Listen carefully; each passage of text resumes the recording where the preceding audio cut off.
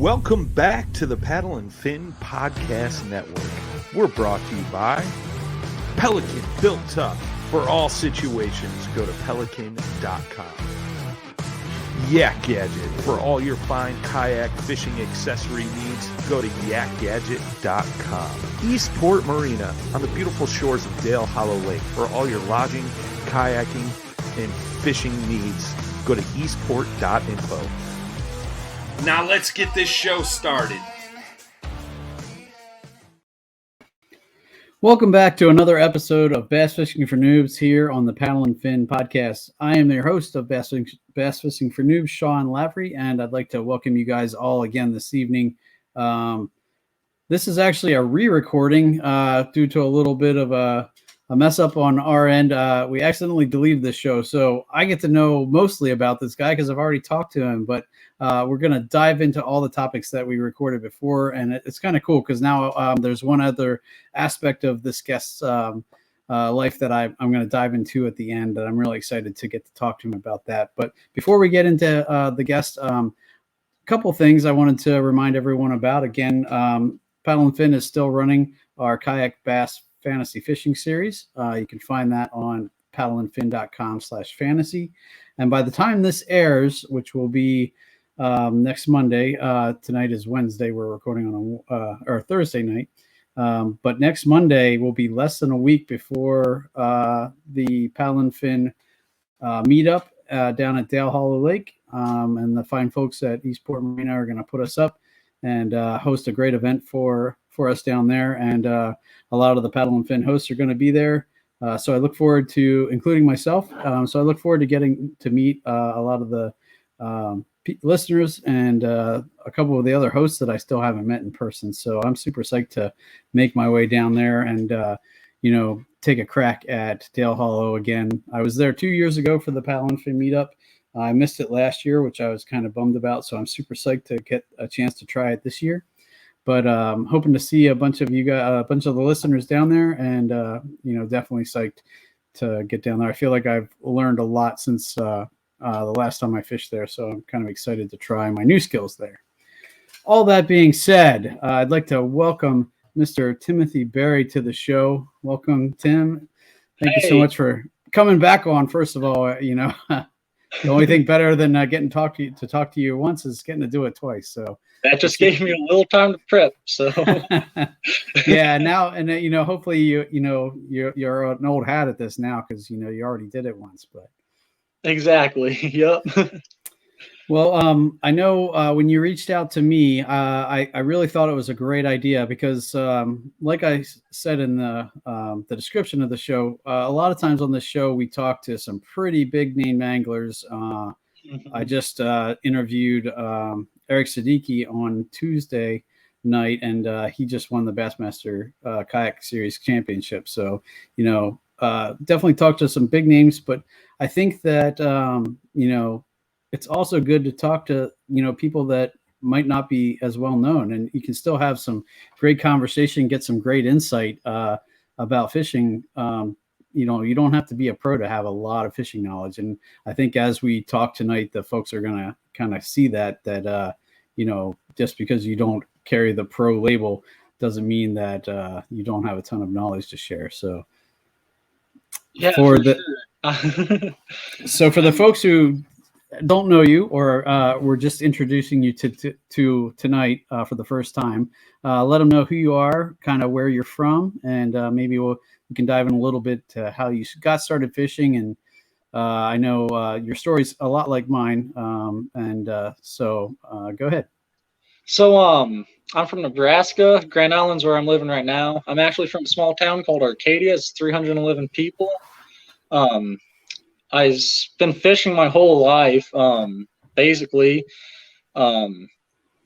Most when I was little, we did a lot of catfishing and stuff. We had irrigation canals that ran right next to our town, and we used to fish those all the time for catfish using cut bait and just whatever meat we had in the refrigerator, basically. I think we caught more carp than we did anything, though, but it was fun.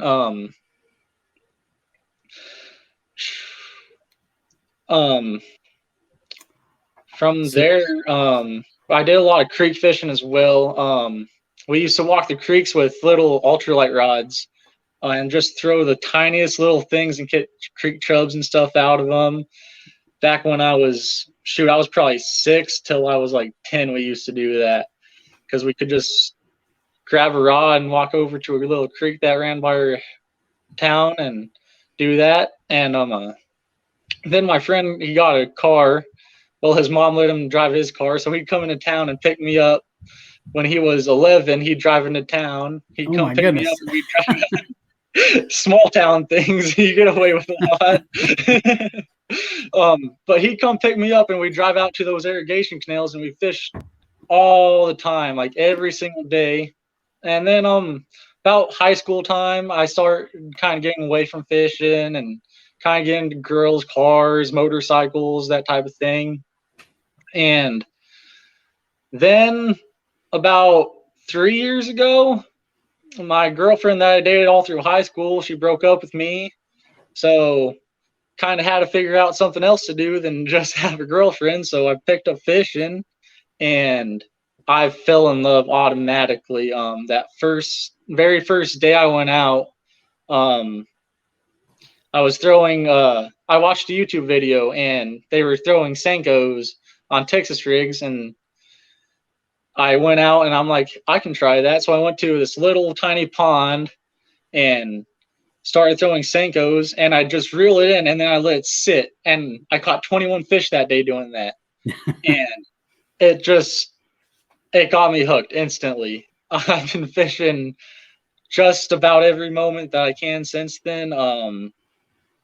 Last year, I put in over 280 days on the water. So, and the years before that, I probably put in at least 150 days the other 2 years. I've been fishing hard. Every minute at work, I'm listening to fishing podcasts. When I'm at home, I'm watching YouTube videos on fishing, a lot of tactical bass, and I'm just trying to take in all the knowledge I can. I'm loving it. And now here I am. I just got done fishing today, so didn't have too much luck. Nebraska has a lot of sand pits, so, and that's mainly what we fish, like 500 acres and less. They're basically just sand pits that they dug out for mining sand. They have like one really deep spot in them where they just started dredging and taking out a bunch of sand, and they can get up to like 40 foot, but most of my fishing all comes in about like 20 yards from shore. There's some structure in the lakes around here. Mainly tree piles, like Christmas trees. They dump Christmas trees onto the ice, and then when the ice melts, they fall down and create structure under the water, and that's mainly where you got to fish right now. Later in the year, all the fish push shallow and it gets easier, but it's pretty tough this time of year. And is it mostly clear water, or is it more like dingy? I know some places, they have like crystal clear water where you got like 10 foot more of visibility, but that's definitely not my kind of visibility. Mostly where I am, you get like a foot or two max, and every once in a while the river gets pretty clear, but for the most part, you're not seeing much deeper than 2.5 feet, maybe, if you're lucky. It really depends on the time of year and which body of water you're fishing. Some of the smaller ponds will be really clear, and some of them they dye, so they get clear because they dye them, and you can see pretty good. But for the most part, again, probably 4 foot of visibility max. Really depends on the time of year, though. Like right now, you can see pretty good through them. But once the water starts warming up, and the water flips, it gets pretty murky and it gets pretty tough to fish. And right now we're only seeing like 40. Today on the water it was only 42 degrees, so wow. It hasn't really started warming up too much yet. So you're not probably too far from just having ice, right? I mean, how long have you been ice free now? Well, the ice just came off the lakes. Well, it's been on and off for the past like 2 months. you'll get about a week of open water fishing. Next week you'll be back on the ice. And 2 weekends ago was about when it finally started actually opening up, and now we're starting to see nicer weather.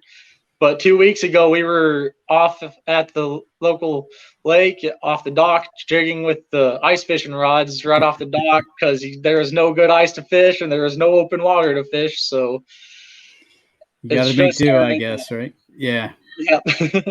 And what got you off the bank? Like, what got you into a kayak? Like, what was your first kayak, and how did that progress?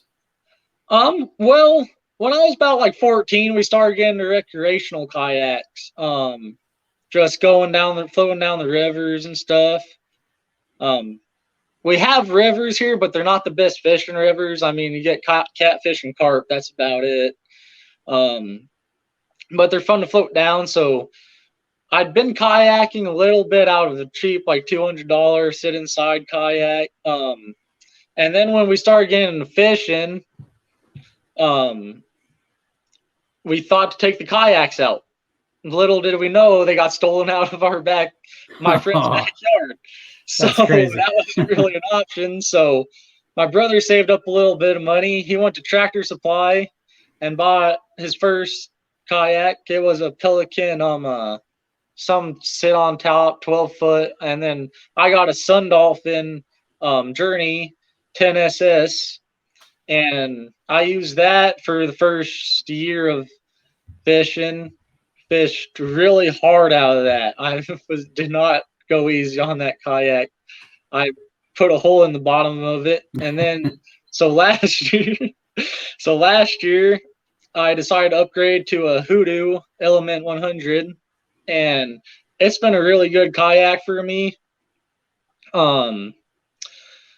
It's not as stable as you'd really like, though. You can stand up on it. I mean, I'm only 170 pounds, so if you're any heavier than me, I wouldn't really recommend standing up on it, but it got me out in the water. And this year I'm just upgraded to, well, it should be in the mail within the next week. Feel Free Lure 13.5. So I'm really excited for that. I'm sure that'll be a whole nother level of, standability, and, Feel Free makes a really nice kayak. So I'm excited for you because I'm sure you're chomping at the bit to get that. Oh, I am. And the thing that I'm most excited about that is later in the future, I can upgrade it to a pedal drive if I want to, which I really do. I kind of thought about maybe putting a trolling motor on it since that might be a little bit cheaper route. But honestly, for the lakes around here, I don't really think you need a trolling motor. I mean, it might be nice, but I think pedal drive would be more appropriate. So I think I'm going to do that route. For the size of body as a water you're talking about, I feel like a pedal drive would get you pretty much where you need to be. Yeah, exactly. You really don't need a trolling motor to go 20 miles. You're just pedaling around the lakes. I think it will be nice. Plus, some of the spots get pretty shallow, so I'm still probably going to be paddling a lot of the time, but I think it'll be nice just if I want to go across the lake, or if it's really windy outside, it will be nice to be able to have a little bit more control over the kayak with the pedal drive. Definitely, for sure. And keep your hands free for fishing. So exactly. Yep. So how is it pressure wise? Do you usually see a lot of other people out on the water? Or did you mention that some or a lot of the lakes are kind of limited to horsepower motors, or is there a limit like that? Or like how much pressure, or fishing pressure or boating pressure, do you see on these bodies of water? Yeah, so most of the lakes I fish are trolling motor, most of them are trolling motor only, but some of them are no wake lakes. Once you start getting to the bigger lakes, you see that start going away. But most of the good bass fishing is in the smaller lakes that are under 500 acres. So most of them are no trolling motor only lakes. And honestly, a lot of the guys out there are catfishers or walleye fishers. every once in a while you'll see a guy out there that's bass fishing, but not a whole lot. Some of the lakes, you go there and you won't see anybody else out there, so there's not a whole lot of pressure. Some of the lakes get pressured, like the one that I just went to today. It gets pretty pressured. There's a lot of guys that like to go out there musky fishing, and walleye fishing's a big thing out on that lake too. So you see that pressure, but on the bass side, really not too much. It's mostly me and my friend group. Every once in a while, we stumble across another couple people, and there's some of the guys, you learn a lot from them. I talked to a lot of people at the boat ramp, and honestly, I don't mind stumbling across other bass fishers. It's a rare occurrence for me.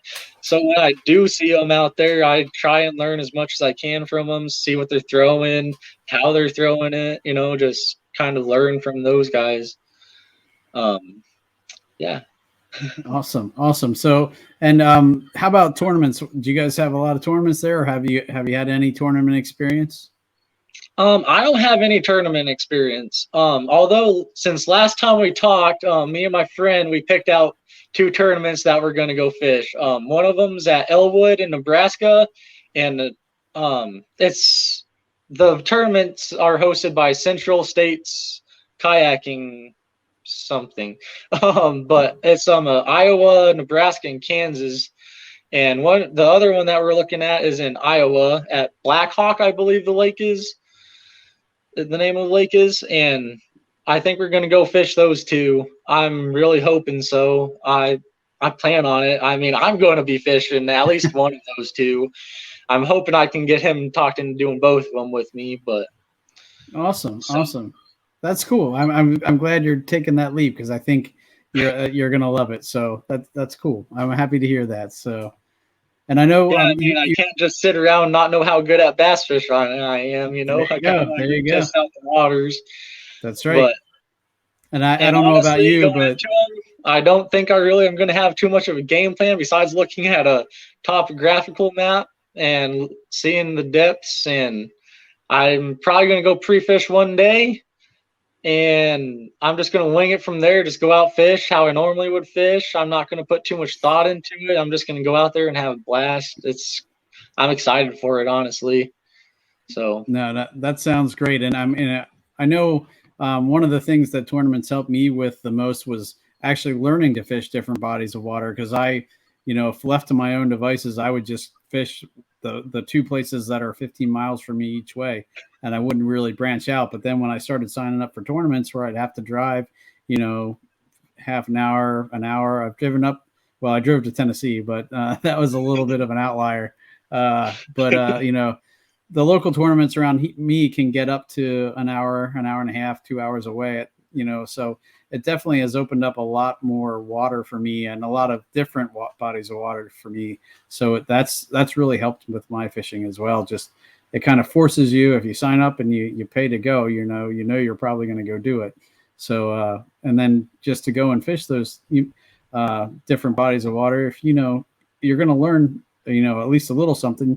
You might not do great the first or second time you fish there, but it's definitely going to teach you how to break down water and a lot of different things, especially if you can go with somebody else and they can kind of take you under their wing, like a bunch of the guys in our local tournaments have done. They'll even I've hooked up with guys to do floats with and all sorts of things, and I just love the camaraderie that comes along with those groups. It's really neat. Yeah, I'm really excited to go meet new people and kind of listen to what they have to say and learn from them. I really like exploring new lakes. I've probably fished every lake within 2 hours of me. So I love to go out there and drive. I don't have a problem driving 2+ hours to go to a lake and fish. That's what I enjoy to do. I like going out and just learning new bodies of water. Even if I don't catch anything, I can still kind of pick out the water and kind of find places that I might want to go to next time and kind of just feel it out. And when you do catch a fish at a new body of water, it's like, wow, I can actually do this. Exactly. It's Yep. amazing.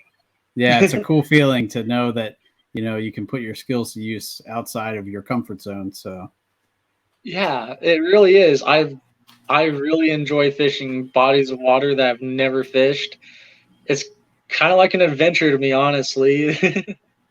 So well, I know when you first reached out to me and we were kind of talking about the topics we wanted to cover, one of the things that you brought up was um, how to kind of expand your horizons, and it's great to, like you said, you that first day you threw a Texas rig Senko, and everybody has their first bait that they start catching fish on.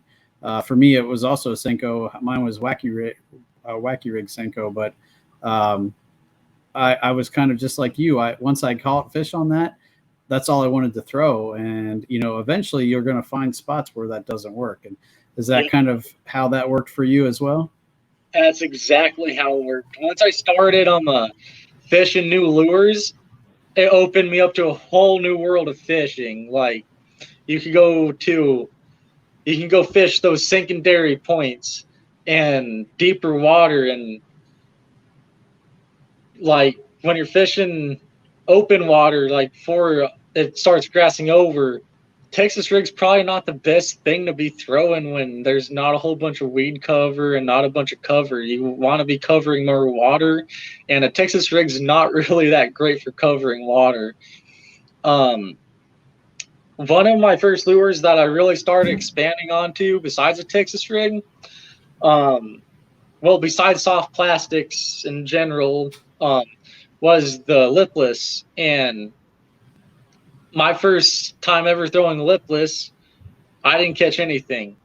And then, so I kept fishing and fishing. I'm like, I'm going to catch fish on this thing. And it was probably too soon for me to be fishing it in the year. Fish were kind of still slow.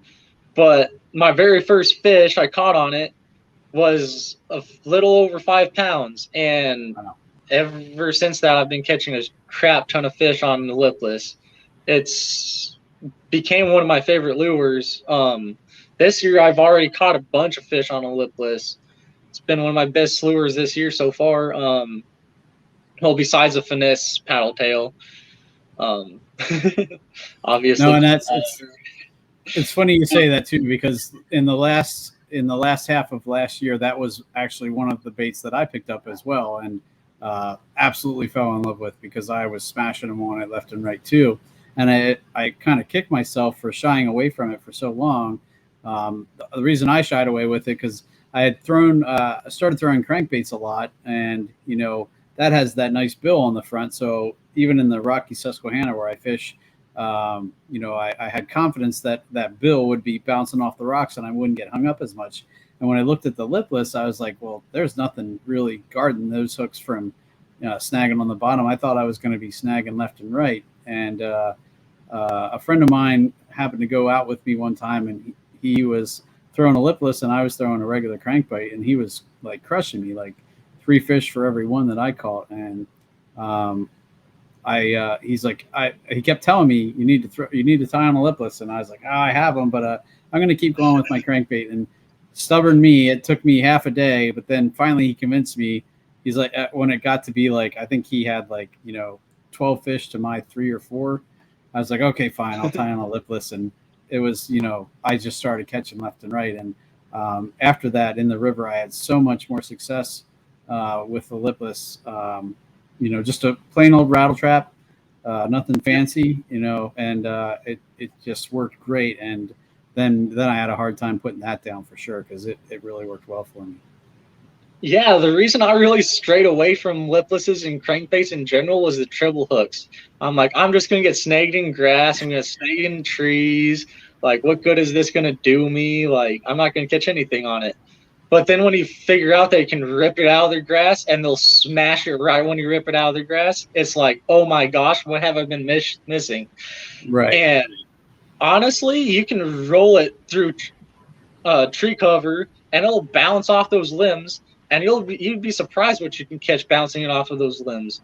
Yeah, I was really surprised how snag resistant it is. I was able to, just like you said, pull it through a bunch of places where I didn't think it was going to come through. So Yeah, it's an amazing lure. and there's a lot of different ways you can fish it too. I mean, I've yo-yoing it when it's Oh still a yeah. little cold out, and kind of just letting it drop to the bottom, pull it up off the bottom, and let it rattle its way up, and then drop it back down. But straight retrieve works great if you're pulling it over the top of grass and stuff, or just snagging those, like you said, just kind of grabbing a piece of grass every once in a while and pulling it out of there. It's such a versatile bait. It really is. This year I've been having a lot of luck. I'll reel it in really quick, and then I'll yo-yo it. I'll jerk it, and then I'll let it sink. And I've been having tons of luck off doing that with it. And it's just like, you can do it a lot of different ways. You can just let it sink and yo-yo it. You can straight jig it. People use them smaller ones ice fishing, just jigging off the bottom, and they work. I mean, it's a really versatile bait. And Yep. so when you were first fishing the Texas rig, what actually prompted you to start trying other things? Was it that just you started either a weather change or something that the Texas rig just wasn't as effective, or what prompted you to kind of finally say, okay, I got to try something else, or just curiosity?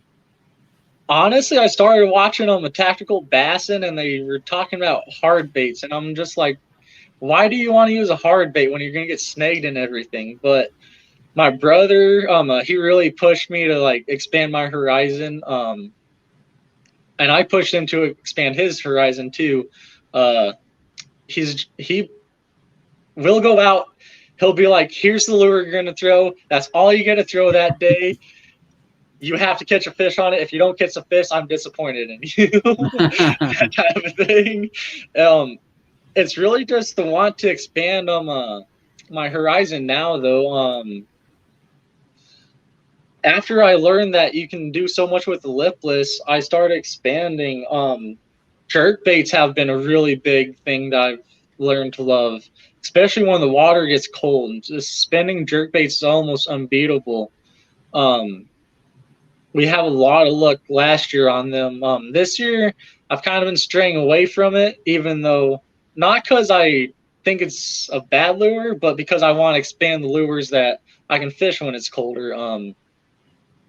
I just think that when you narrow yourself down to one bait, you're really missing out on a lot of opportunities. Tactical bassin really has a lot to say about that type of stuff, and them showing you like, hey, if this isn't working, try this with it. That really helps you learn, and I've learned a lot from those guys, honestly. I definitely need to learn the jerkbait a little bit better. That's one of the baits that I still struggle with. I just don't have confidence yet in it. I've learned it some more this year than a lot of the other years, but I still it's one of those where I'll pick up for 20 minutes at a time, but if I don't get a bite, I have trouble sticking with it because I still don't have a feeling that I'm working it the right way. I've watched a ton of videos on it, but I'm still working on that confidence for that. I think I've had a couple people offer to take me out and show me, so I'm gonna have to take them up on that one time. So honestly, on a kayak is probably one of the hardest baits to throw and work. I wish somebody would come out with this specific jerkbait rod for kayaks that's like 5 foot long, just so you could use it more effectively. Because it's really hard, and especially when you're sitting down in a kayak, you really have to jerk it off to the side, so you're really not getting the depth out of it that I'd like to see. But if you just stick with it, off rocky points especially, you can have a lot of good luck. That's where I mainly throw it. A couple of lakes around me have some rock points on them, and you can go out there. I throw a deep diving like 11-foot diving one, and I'll just jam it into the rocks and jam it off the bottom, and they'll just come through and pick it up off the bottom, and it's a bite that I love. I fell in love with the jerkbait. But yeah, like the key to learning a new bait is just tell yourself you're gonna throw it and make yourself throw it. My brother does a really good job at that, and it's really important to too.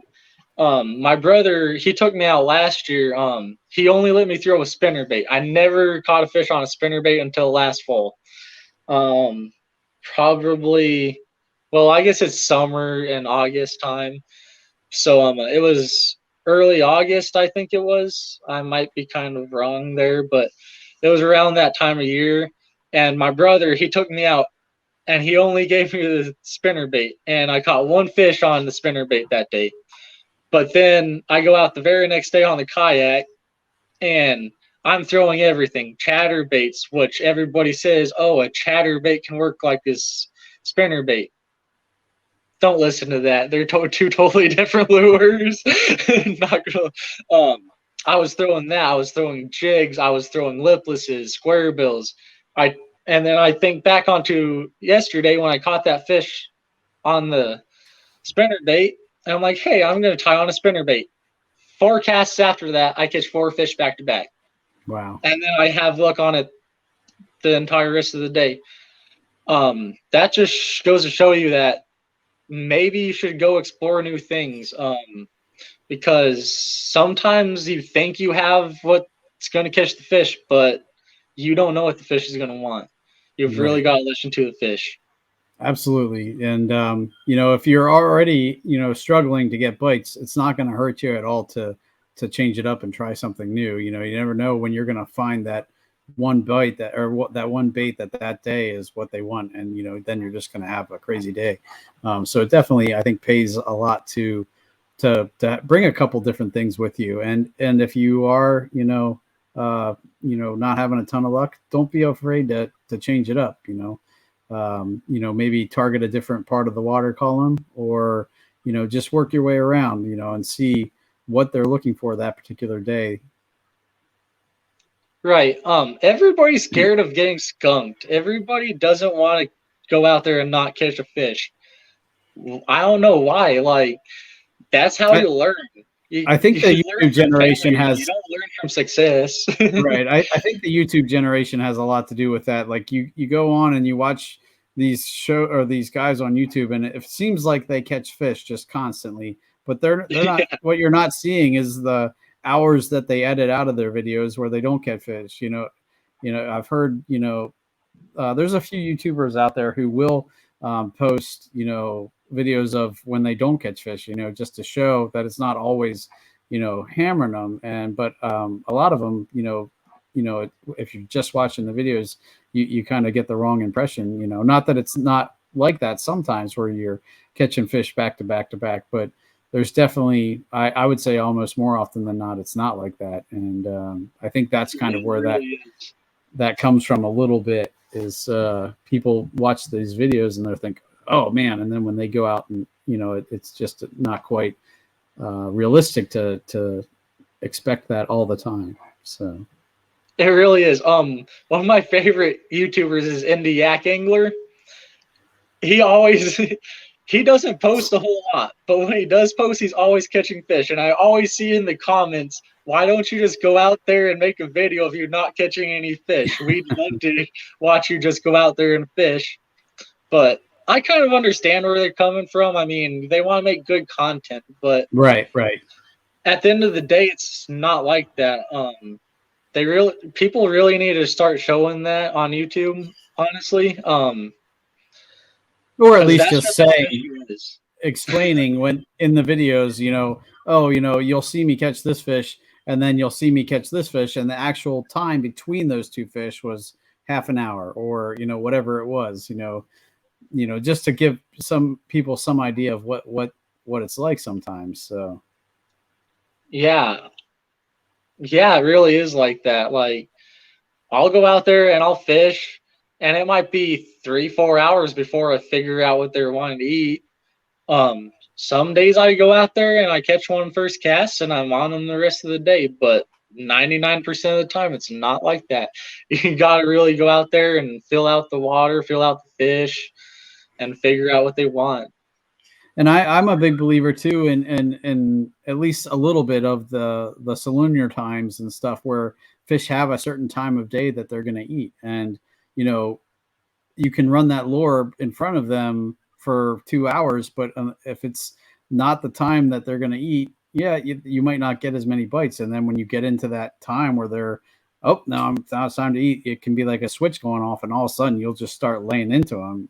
And nothing really changed that drastically, but it's just the time that they want to eat. Now I've had guests before who say, you know, if you work a bass or a lure in front of a bass long enough in the right way, even if they're not hungry, they're going to eat it, or at least, you know, they're either going to get mad at it and try and chase it away, or they're going to strike it in some way. But I definitely I've had more times than not to be a believer that there's definitely times where fish feed and where they don't feed, and it can be awesome when it turns on like a switch, but that can also suck when it turns off like a switch as well. Where yeah, one of my best days, we were out there trying for pike, and we caught 11 pike that day and like 35 bass, all on whopper ploppers. But we were out there we got out there at noon, and we stayed out there till dark. We caught most of those fish between like 1 o'clock and 3 o'clock. After that, it all shut off. We didn't catch anything after that, basically. And yeah, it's really big on the windows. Some days you can go out there and you can catch a fish periodically all through the day, but more often than not, if you're not there at the right time, you might get skunked. And you just gotta be okay with that. And that's also like you said, the amount of time that you put in on the water is way more than, you know, even me. I get out as often as I can, but definitely not as nearly as much as you did. But that's the stuff you kind of learn with putting that much time on the water. As long as if you can kind of keep track of, you know, what worked when and what worked where, and kind of draw those parallels between your trips and stuff, it's going to make make you that much more successful. And whether you do it through keeping a log or using an app like the Angler app or something, there's lots of different ways you can kind of keep track of that stuff. But it's definitely a good idea to kind of follow along with that a little bit, because it's really going to help you make you a better angler, I think. Yeah, this year I've had probably 35, 40 days of open water I don't know. Yeah, maybe about 35 days of open water fishing. And I've only had 5 or 6 good days that I've actually been catching fish. The rest of the days I haven't been getting anything, maybe a bite or two, but it's been a real grind. I mean, all the lakes right now are really low. We haven't got a lot of moisture. It probably snowed 2 times over this winter. And those times it snowed, we might have got 1.5 inches. So all the lakes are probably 6 to 7 foot lower than they normally are. The places where I normally catch the fish spawning are walkable. So wow, okay, that makes it tough for sure. You're definitely going to have those good years and bad years, but the time you put out in the water, the more often you're going to have more of the good days. But not everybody's as lucky as me. I'm single. I'm only 22, so I get a lot of free time after work to go out there and grind out those hours. And yeah, no, I definitely hear you. That's kind of one of the things that makes me wish I would have picked up fishing a long time ago, back when I had a lot more time. But my wife is gracious enough to let me go quite a bit, as long as I don't abuse it too much. She's happy wife, happy life kind of thing. But it works out more often than not in my advantage that I get to go out when I can. So, right. So what kind of things are you looking to kind of learn this year? Like what are you excited about? Well, one really big thing I'm looking forward to this year, I just got a fly fishing rod and reel, so I'm really excited to go out there and try fly fishing. I'd really like to catch a pike on a fly. It seems like a lot of fun from what I've seen on YouTube. I just ordered $100 worth of flies from a guy up in Allegheny, Pennsylvania, or something like that. Yep. And he's tying me up he just shipped them out today, so I'm expecting that order. I'm really excited to try out fly fishing, but conventional fishing, I'd really like to learn more on crankbaits, glide baits too, deep diving crankbaits. I narrowed it down to. I've fished a lot of square bills and stuff in the past, but I haven't really done a lot of deep cranking. Well, I'd consider deep like anything over 15 foot for lakes around here at least. I'd really like to learn a little bit more on that. It's just a whole different animal getting offshore. Like I said, most of my fishing is done within 20 yards from the bank, so it's a totally different animal. I don't really have a lot of confidence in it, but I'm really excited to do more of it this year. I caught probably 15 bass last year on a deep diver. Most of them came late winter. I watched a tactical bass in video on speed crank, and I tried my hand out on that, and it's a different animal. Those bites are ferocious. I watched that same video and I was super excited because that was one of the first rods that they mentioned that I actually had. You know, a lot of their rods are the higher end stuff, but the budget one for that one was a St. Croix glass rod, and I was like, oh, I have that rod. I can do that, you know? So yeah, I'm definitely going to need to get a glass rod or at least a medium action rod. Most of my rods right now are medium fast actions or fast. I've been having a lot of luck on my medium fast for square bills and stuff, but for the deep diving, I definitely think I'm going to want a different rod. Do you throw both spinning and bait casting, or you stick to one or the other? When I go out, it really depends on the time of year. This time of year, I'm throwing a lot of spinning rods just because the water's cold, a lot more finessey tactics. Although I have been throwing a crank lipless a lot, which has been on a bait caster. But once the water starts warming up, I take out 4 bait casters and 1 spinning rod. Okay. So I run an SLX MGL, regular SLX, and a Daiwa Tatula CT, and then I have a really cheap Lose American Hero. Give me 1 second. My phone's about to die. Oh, no worries. Yep, plug in if you got to.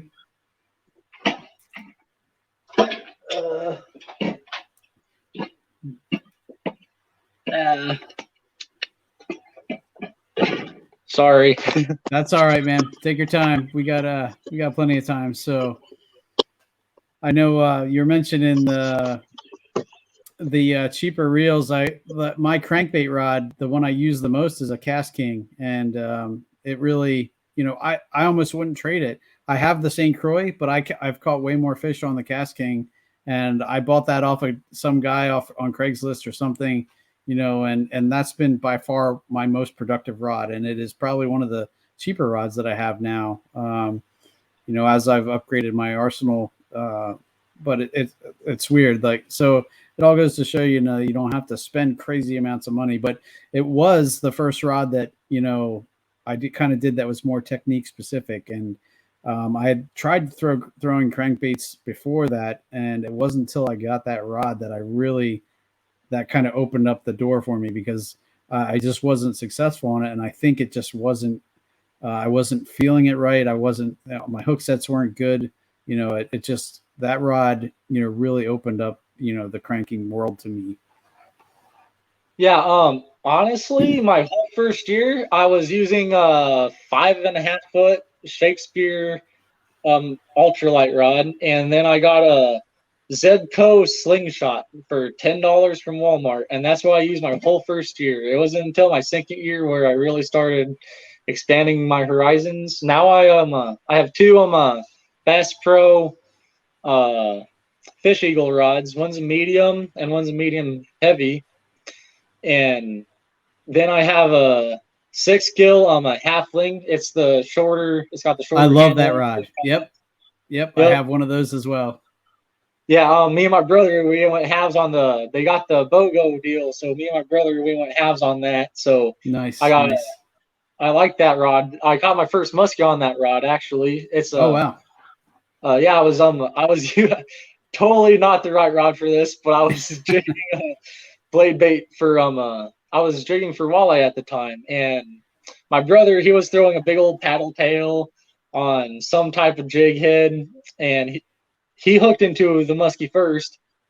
It took off with his lure, and he had it on for probably half a minute, and it got off. So we just kept casting the same spot. I was still using the blade bait, and then probably 2 casts after he hooked into it, it smoked my blade bait. Nice. And that was fun. It was 8 pounds, 8 ounces. It was 32-inch muskie. That was my very first muskie, and that was a blast. And that was on the 6 kilo rod, and that rod's a great rod. I love it. I really like that rod too. I mean, I've used it from everything from inline spinners to all sorts of different things, and it really has handled. It's a very good all around rod. You know, the one. Yeah, and I normally throw chatter baits on it, and sometimes I'll throw jigs on it. I like it for those 2 techniques the most. It's a medium heavy, but I like to throw a jig on a medium heavy, even if I'm punching with it. I know a lot of people are going to be like, "Oh my gosh, you need a heavy rod or something," but you really don't. The grass doesn't get that thick around where I live, and I'll punch with 30-pound braid. I don't jump up to 50-pound. I don't find the need for it, and I can cast a lot better with it. So. Yeah, no, Yeah. I really like, it's like you said, it's their shorter kayak rod, if you will. You know, the rod butt is really not long at all. And in the kayak, that's almost what I'm gravitating to now. I have a couple of the Yak Mojo rods from St. Croix, and I have the Halfling, and you know, I really kind of for being in the kayak, I definitely like those shorter rod butts because I feel like they're not hitting me in the side as much as some of those longer ones.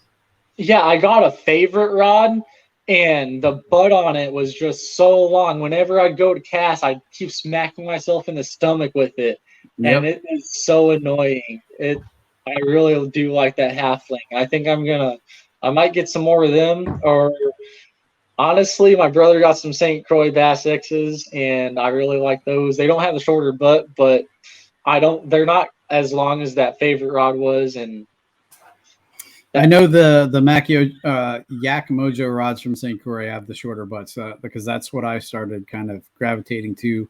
Although that glass rod that I have isn't a shorter butt, but it's still not as long as some of the other ones.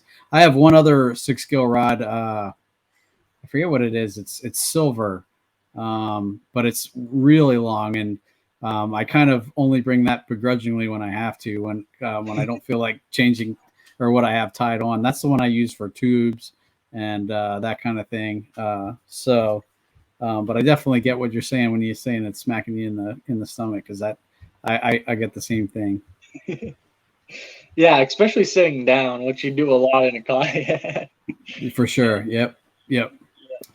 Awesome. And I know, you know, I think before we talked, you know, you had mentioned about wanting to get into tournaments maybe a little bit. So I'm super psyched to hear that you got a few that you're going to try out. So that's cool too. So yeah, I'm super excited for that. I hope I win, but I'm not going to bet my marbles on it. I'm just going to go out there. If I catch a fish, I catch a fish. If I skunk, I skunk. It's whatever. Right. Start with your first fish and work your way up from there. That's what in the tournaments that I've entered, that's how I started, you know. I'm just going to go out there and fish how I'm comfortable. I'm not going to try anything new. I'm just going to do what I know, stay probably close to the bank and work the shorelines. The first one is May 21st. So they should be hugging the shorelines up in the shallows at least by then. Probably some post spawners by then. Hopefully some of them are still spawning. I'm guessing a lot of them are still going to be spawning then. Being Nebraska, the waters tend to stay around that 55 to 60 degree range in May. So interesting. I'll have to check in with you later and see how you did. So yeah, I'm really excited. So well, and I know one other thing I wanted to ask you about, and it wasn't until after we had recorded the first time that you mentioned it, was kind of the role that faith plays in your fishing. You know, I have a lot of things that I do with my faith, being a camp counselor in the summertime for a Christian camp, and doing a lot with youth ministry. So it plays a big role in my life, and it's a lot of the person that I've become, is because of that. And you mentioned the same thing, and so I wanted to hear a little bit more about that side of your story. Yeah, well, my dad was always been a preacher when I was growing up. He started preaching before I was even born. So that's always been kind of a part of my life. Honestly, when I was in high school, I kind of started straying away from it. But then when my girlfriend, she broke up with me, I kind of got into a dark spot. And for some reason, that led me to go fishing. And now when I look back on it, that was God being like, hey, here you go. I got into some really bad mental health problems. I was going into mental hospitals and stuff. But fishing gave me a thing to think about. And I really think that was just God being like, hey, this is a thing that you can do to kind of be a good person and kind of get your mind off of things. And it really helped me get out of that loop. And I really think God has a lot to do with that. And gosh, I had some verses I was going to mention. One of them was something. Shoot, I'm forgetting it right now. That's all right. That's all right. It's a trust in God. And don't something about your own understandings. Lean not on your own understanding. Yeah, put your trust in God and lean not into your own understanding. Yeah, and no, that definitely. Verse really helps me when I'm out fishing. When you get a big bass on it and you lose it, it's just like, why did that just happen? Why did I lose it? Well, you don't know why you did it, but I bet you learned something from missing that bass, and you're not supposed to know why you lost it. That's just God being like, hey, it wasn't meant to be. And that's really helped me instead of getting frustrated with those times, it helps me sit back and be like, okay, just wasn't meant to be, and go back to fishing instead of get frustrated, throw a rod in the water like some of those people do. That really helps me kind of put my focus back on where it needs to be. Because when I'm out there fishing, I'm fishing hard. Like when I get my lure back in, I'm casting back out there. So that really helps me kind of stay focused. And then another one,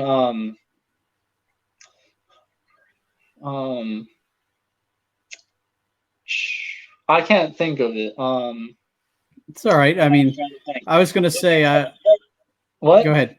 I was going to say when, like a couple of the different ways that I've seen some amazing, fishing is such a therapeutic thing. And I've volunteered a lot with Heroes on the Water, my local Heroes on the Water chapter, which deals with veterans and first responders that may or may not be dealing with like PTSD or other mental issues. And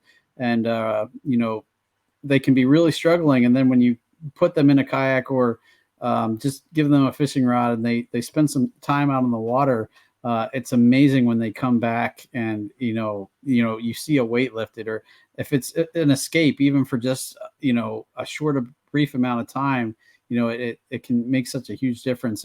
And I've made connections with kids at camp who, the whole week they're just kind of, their head is down.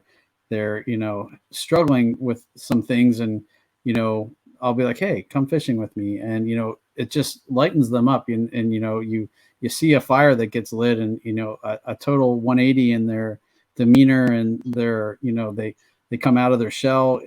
I've seen it work so many times. And that's part of the reason why I love sharing my love of this sport, because I feel like it can do some amazing things, and God does work in so many mysterious ways. And if this is, my way of reaching people, I'm so happy to share it, because I feel like it can help so many people in so many different ways. It really does. And it just happens to be that my best friend love to go fishing. So it kind of worked when my girlfriend broke up with me. It just so happened to work out that, hey, I have this person. Hold on. You're good. You're good. It just so happened that I had this friend that I could go fishing with all the time and get out there instead of being cooped up at home, not wanting to do anything, just being depressed. It just really lined up to work out that way. And I don't think that just is a coincidence. There's more to it than that. The other verse I was trying to think of was if you have the faith the size of a mustard seed, you can say to that mountain, move from here to there, and it will move.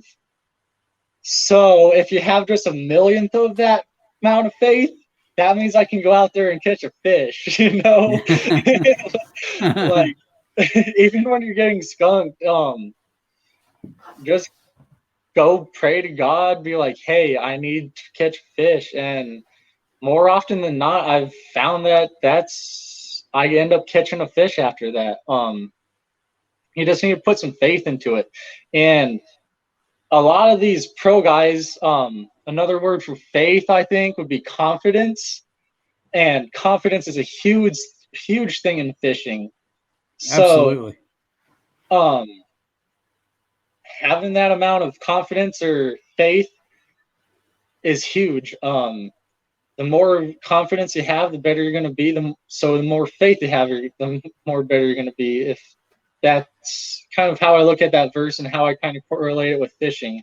That really kind of is like, hey, you just need to put a little bit of faith into it and you'll be okay. You'll catch something. If you don't catch something today, it just wasn't meant to be. You'll get out there next time and you're going to catch a fish. It's okay. You know, even when I don't catch fish, I kind of sit back and just say thanks for just being able to spend time out in God's creation and seeing, you know, a beautiful sunset. And, you know, they always joke, if you can't take a trophy picture of a fish, you can at least take a good sunset picture. But I try to not take that for granted. Just the fact that I am getting to spend time out, you know, floating across a beautiful lake or, you know, going down a beautiful river, getting to see all sorts of different kind of wildlife, whether it's turtles or, you know, all the different kinds of birds that you see when you're fishing. And I've seen deer swim across the river in front of me. Just tons of different experiences that if I was at home sitting on the couch, I wouldn't be experiencing. So I try to keep that all in perspective too. When, you know, obviously when I'm catching it, you know, I like it even more, but even when I'm not, that's one thing I try to remember. And like you said, you know, there was times, and there still is times where I get angry, or I'll get frustrated, where I'll backlash or be getting fighting the wind, and I'll just, you know, frustrated, and I really have to, you know, just take a step back and, you know, whether it is saying a little prayer or just, you know, kind of bringing myself back to realizing, you know, I'm out there for fun, you know, take the experience for what it is and, you know, go from there. Oh, for sure. Today when we were out fishing, I got skunked the whole day. I was with my friend and I was praying. I'm like, hey, let me catch a fish. Let us catch a fish. And my friend, he caught a 20-inch walleye today, and wow, that turned out, it made a terrible day turn into a great day. I mean, no day on the water is a terrible day, so that's kind of far-fetched. And even when you do have a bad day, when the sun's setting over the lake, you get to see the beautiful sunset that God painted in the sky. You get to see all the beautiful colors, and nature is just a wonderful thing that he gave us that's really relaxing and really lets you get back and sit back and just be thankful. It gives you something to be thankful for, even when you're having a bad day. And amen. Yeah, for sure. And you mentioned your brother a lot too. Has this brought you closer, or, you know, have you always been close with your brother, or is it just something you can share? me and my brother, we've always been really close. When we did everything together when we were little. Then when I was in like high school, we started kind of getting farther apart. Then after high school, me and him moved into an apartment together, so that was nice. But we still didn't really have a whole lot to do together, you know. But now that we started fishing, we go fishing every time he's off work. We're out there fishing. He works a lot more evenings, and I work a lot more mornings. But it definitely gives us something to have in common more. He's a lot bigger tackle junkie than I am. He definitely spends a lot more. He's got Corrado MGLs, Corrado DCs. He's got all the Bass X rods and the Dobbins and everything. But it's definitely given us something to bond over. More so than just seeing each other when we get home and saying goodnight. You know, like a lot of people do. When we were little, we used to. My grandma, my mom grew up in Wisconsin. Well, right on the border of Wisconsin and northern Michigan, and Hurley, right by just like an hour and a half from Lake Superior. Okay. When we were little, and we'd go up to visit our grandma, we'd go fishing all the time as little kids, and we'd just go catch a little bluegill. My brother caught his very first pike up there. It was like 27 inches long, and I still have that picture. And we used to fish all the time when we were little together. And then, like I said, we kind of got away from that. And now it makes us feel like we're little kids again, you know? And It really just brought us closer together. And I wouldn't give it up for nothing. My brother, he has a nicer kayak than I do at the moment. He's got an Ascend 12T, which is a pretty nice kayak, but he's always letting me use his stuff. It gives us something that we can share something with each other with too. And it's made Christmas presents way easier to buy for each other and birthday presents too. So it's definitely really helped on that. And recently we've been getting our dad out there. My dad's a really big gun nut. He loves guns. That's been his thing. He let me shoot my first gun when I was 2. So he set me on his lap and he'd hold up the gun and let me pull the trigger. So that's really been his big thing. He used to do a lot of fishing before we were born. We'd fish a lot of bobber fishing and stuff, but he got a kayak. It's just it's a nicer Pelican one. I can't remember the model of it, but it's one of the nicer ones. It's a little more stable. He's a little bit bigger of a guy, but when we get out there fishing, I think I'm more focused on him catching a fish than I'm focused on me fishing. Like, I'm out there, I'm throwing everything that I know he can throw, just seeing what would work for him to throw. Right.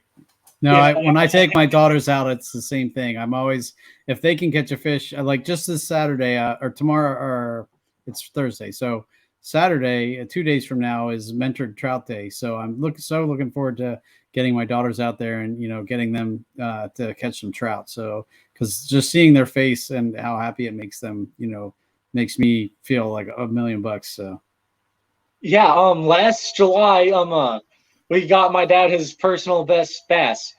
He hasn't really caught that big of a bass before in his life, but now his PB is 4 pounds 14 ounces. Wow. And the smile on his face, man, is meant the world to me. And then my mom, her uncle had started a Bible camp out in around North Platte area a long time ago, and there's a big lake out there. We're going out there in 2 weeks from now, and there's some big bass. But last year we went out there, and we had our dad out there, and he was out there. We didn't catch a whole lot of he didn't catch a whole lot of big bass. I caught a couple 6+ pounders. Nice. But he was out there. He was just trolling for crappie on his kayak, and that was amazing. And then he caught a walleye, a pretty decent one. It was a little under 20 inches. It was 18, 19 inches, but he was ecstatic. And then he caught this huge drum, probably like a 8-pound drum. but the fight he had was probably one of the better fights that he's had. Well, casting lures, that is. And then in November of last year, he lost his right foot. He got it amputated. So 2 weeks from now will be his first time. He got a prosthetic just last month, and he's been learning to walk again on that. And so 2 weeks from now, we're hoping to get him back out on the kayak for the first time. He's super excited for that. I'm really excited to get him out on the water again. Hopefully it works out in the favor. Hopefully my feel free's in. I'm going to let him use the feel free just because it's a little bit stabler, got the taller seat on it and everything. Right. So I'm really excited to get my dad out on the water again, especially after having that happen to him. He's been stuck at home a lot, not really able to do anything. He used to drive school bus, so a lot of the kids from the school in Arcadia they live across the street from the school, so a lot of the kids will come across the street and say hi to him, and that's really been keeping himself up instead of being down all the time. Right. Well, again, that sounds tough, but I'm glad that that's just one more outlet, one more way that you can grow closer and pick his spirits up, doing something that he'll enjoy. So that's really cool. I had forgot when you were mentioning the drum and bluegill and walleye. You had mentioned that the diversity of fish in your area is really, really good too, right? Oh yeah. We have a lot of different fish. We're kind of spoiled. They might not be the biggest fish of those species, but they still get pretty decent sized. We got within a 20-minute drive of my house, I can catch white bass, I can catch largemouth. Okay, let's go 45-minute drive. We can catch smallmouth within 45 minutes. We can catch muskie, pike, crappie, black crappie, perch. What am I missing? Walleye. Yeah, walleye. We can catch walleye. Just all sorts of fish right within an hour drive of my house. Most of those are within 15 minutes. Besides smallmouth, that's the only thing you gotta go a tiny bit further for. But you can catch basically anything within a 15-20-minute drive of my house, be it from little bluegill all the way up to tiger muskie even. There's just a huge diversity, and they're not big bodies of water, so it's not like you're out there struggling to catch those fish. They're pretty open to you being able to be caught, which it's kind of spoiling, honestly. I was going to say I'm a little jealous of that. I'm not going to lie, because that around here I know that you can catch muskie, but again they're called the fish of 10,000 casts for a reason, and I have not yet caught one. I know quite a few people who have. Just need to spend a little bit more time and keep trying, but it'll happen. But it definitely does sound a little. Sounds like you're a little spoiled. That sounds pretty cool. Yeah, that's like the one that we were just fishing today. Last year, a guy caught a 46-inch muskie out of it. Wow. Yeah. That's crazy. Through the ice. Wow. Okay. Nice. But yeah, then we got channel catfish and flatheads all within an hour drive. You got to go a little bit further for blue cats, but not much. There's a lot of diversity within a few minutes from my house, and I'm really spoiled to have that. It really helps me out learning new things, especially new techniques like walleye fishing, paddle tails. That's what got me on my first bass with a paddle tail, was throwing for walleyes. So okay, that really helps me expand on my lures. Blade baits. I would never have thrown a blade bait if it wasn't for walleye fishing. Just being straight up. And now I've caught tons of bass on a blade bait. Right. Right. If you can get out there and try to diverse your species, it'll make you a better bass fisher. Absolutely. I agree. Yep. Absolutely. Yep. One of the we're kind of wrapping up here. We're a little over an hour, but I know last time you had mentioned Pepper Custom Jigs and that you were really into their stuff. What other kind of things do you get from them? Swim jigs are my favorite thing they make. Second favorite thing they make, spinner baits. They make some great spinner baits. I love them. I've caught a ton of fish on them. Last year was my first time ever catching a fish on a spinner bait. I tried out striking spinner baits, Berkeley spinner baits, or yeah, Berkeley, and a whole bunch of other brands of spinner baits, and the Pepper Customs are definitely my favorite. I don't know what it is about them, honestly, because I'm pretty new to spinner baits still, but they've been big producers for me. Mainly, I just use a double willow blade. Let me get one out. Yep, this is one of them. Just a pretty simple spinner bait, nothing fancy. I don't know how well you can see that, but they've got kind of a heavier wire on them, but they produce a lot of fish for me. I'm definitely getting more of them. I already have a lot of them, over 15 of them. They've just been great producers. They also make this chatterbait. I don't happen to have any of them on me, but they have a wire that sticks out from the jig head, probably a half an inch, 3/4 of an inch, and that hooks onto the blade. And they're a great little chatterbait, bladed jig. I saw that after you mentioned that. I remember going onto their site and looking around a little bit, and I saw that chatterbait, and it was definitely a little bit of a different take on a chatterbait, having that almost like a spinnerbait wire extending that blade off the jig head a little bit. I was like, that was interesting. Me curious how that worked. Yeah, if you haven't tried one, I highly recommend. If you're gonna get one thing from them that's different from what you're normally fishing, please try one of those. It's a game changer. The startup rate and the vibration is really good. I like them better than the jackhammers, honestly. That says a lot right there. Yeah. Mainly I'm throwing I'll throw a white one with Kitech 4-inch easy shot shiner behind it.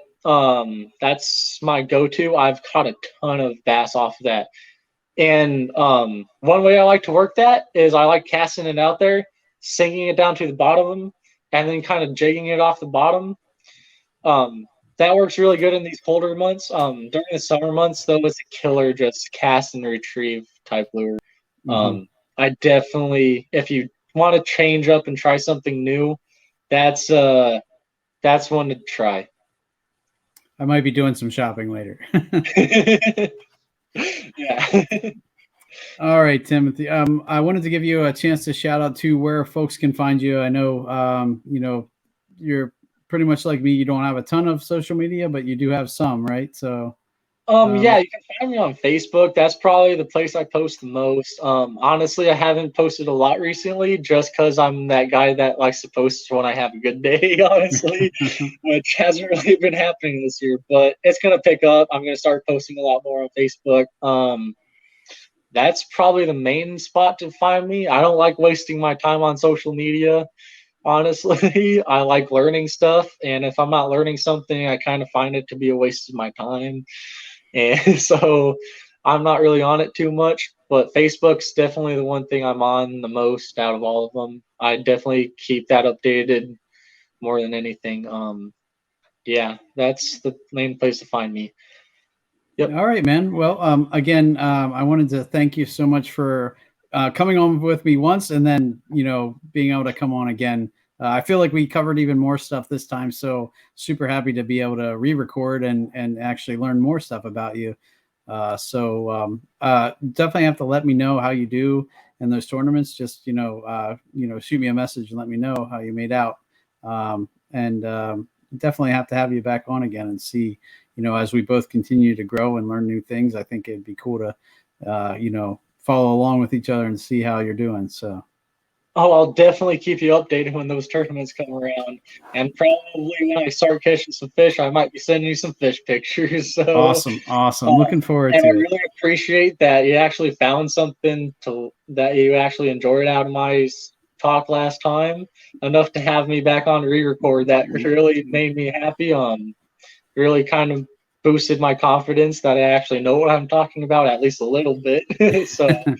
Absolutely, man. No, you definitely need to give yourself more credit, because you can tell anytime you've put in the time on the water, you're knowledgeable about different techniques and stuff. You have the chops to make it, man. I believe in you. So. Well, I really appreciate that. Sure thing, man. So, all right. Well, thanks again for coming on. Everybody, thanks for hanging with us, and I hope you guys all enjoyed this episode. This has been the Bass Fishing for Noobs segment on the Paddle and Fin podcast, where we bring you the techniques, the tricks, and the tips to help you rip more lips. Have a good night, everyone, and we'll catch you on the flip side. Thanks for tuning in to another killer episode here on Paddle and Fin. Be sure to drop a 5-star rating, a thumbs up, or smash that subscribe button on any platform you're listening in on. Be sure to check us out on Waypoint TV, waypointtv.com. Make sure you sign up for the Fantasy Kayak Fishing League at paddleandfin.com/fantasy. You could support this show through Patreon, patreon.com/paddleandfin. Don't forget to check out the website, paddleandfin.com. Catch us on YouTube. If you got a question, comment, or want to see a future guest on the show, be sure to email us at paddleandfin@gmail.com. Shout out to our show supporters, Yak Gadget. You can check out all the fine kayak accessories at yakgadget.com. Pelican Professional. For all your cases, coolers, and lighting needs, go to pelican.com. Rocktown Adventures, your Midwest premier paddle sports destination. Go to rocktownadventures.com. Eastport Marina, the beautiful destination on Dale Hollow Lake. If you're looking for lodging, kayaks, kayak accessories, or anything fishing related on the beautiful Dale Hollow Lake, go to eastport.info. And Jigmasters Jigs. When in doubt, get the jig out. Go to jigmasters.com and fill your tackle boxes today.